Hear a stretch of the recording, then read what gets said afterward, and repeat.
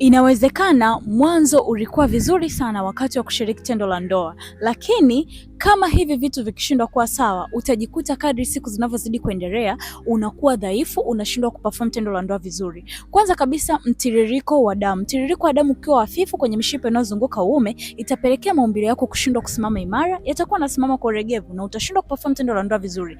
Pia ukiwa na kiwango kidogo cha utendaji kazi wa testosterone hormone ambayo inampa mwanaume stamina, uwezo mzuri wa kuweza kumudu kwenye tendo la ndoa, kiwango cha hormone ya testosterone kinapokuwa kimeshuka, mwanaume hata uwe una nguvu namna vipi, hauwezi ukaweza kuendelea kushiriki tendo la ndoa, kwa sababu utakuwa unajikuta unawahi kufika kileleni na unashindwa kurudia tendo la ndoa, na afya ya ume wako ikiwa dhaifu, huwezi kabisa ukaweza kumudu kwenye tendo la ndoa. Sasa basi, kama wewe ni mwanaume ambaye unapitia changamoto kama hii, Madam Rose na program maalum ya wanaume wote ambao wanapitia hali kama hii. Chukua namba yangu hapo bio, nitafute kwa msaada zaidi.